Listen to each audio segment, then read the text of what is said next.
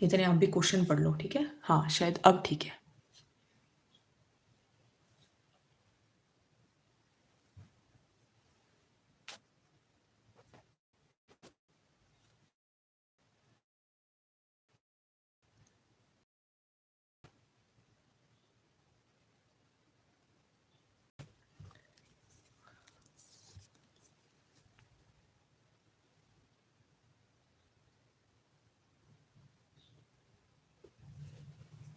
तो हम पहले वीडियो ठीक होने देते हैं ना, क्योंकि आई थिंक ब्लर आ रही है।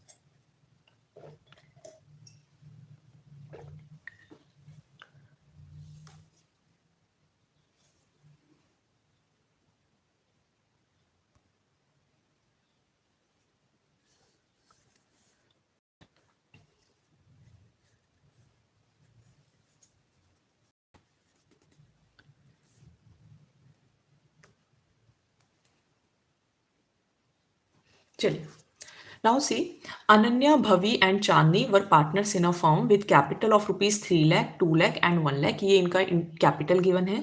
प्रोविजंस के अकॉर्डिंग दोनों को बोला है सैलरी मिलेगी, मंथली सैलरी 1500 मिलेगी। भवि को बोल दिया आपको तो सैलरी के मतलब 4000 पूरे साल की मिलेगी, बहुत कम पे काम कर रही है।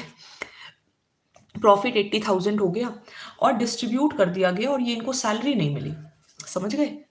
प्रॉफिट इनको दे दिया, सैलरी दिए बिना ही।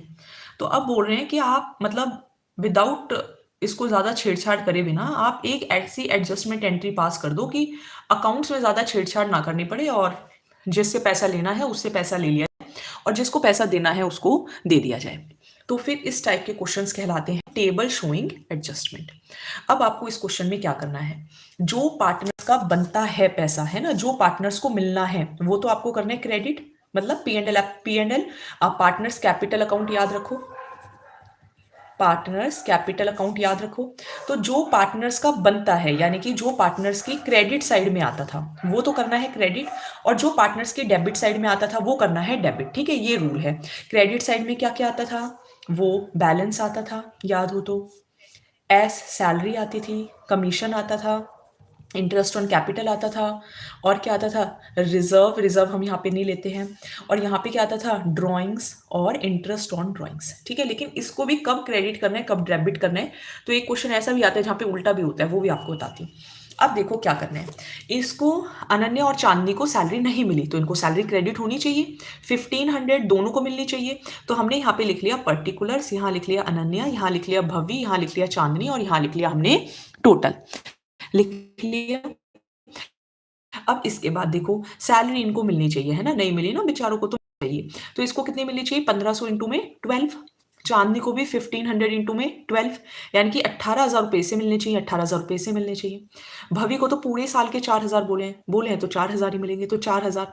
इसका मतलब इनको सैलरी टोटल कितनी मिलनी चाहिए थी, 40,000। ये पैसे हैं कहाँ, ये पैसे भी तो यही लेके गए हैं, समझ गए?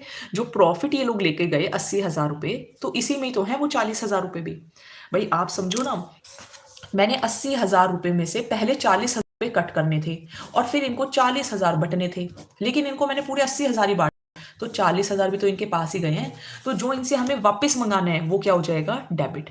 तो ये 40,000 टोटल करना है और यही क्या हो जाएगा, डेबिट। और ये प्रॉफिट किस रेशो में लेके गए हैं, 3:3:2 में। तो इसको मैंने डिस्ट्रीब्यूट किया, 40,000 मल्टीप्लाई 3/8 आएगा, 40,000 मल्टीप्लाई 3/8, 40,000 मल्टीप्लाई 2/8। तो 40,000 जो आप टोटल करोगे उसे 3:3:2 में डिस्ट्रीब्यूट कर लेना है, यानी कि 40,000 मल्टीप्लाई 3/8, ठीक है? कितना आएगा, 8 5 जा, यानी कि 15,000 रुपये अनन्या लेके गई हुई है, ठीक है?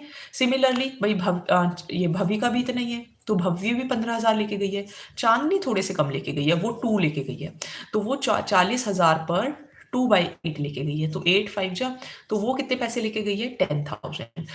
तो ये पैसे ये वापस लेकर आएंगे, है ना? तो 15,000 ये वापस आएगी अनन्या, 15,000 भव्य वापस लेके आएगी, और 10,000 चांदनी वापस लेके आएगी।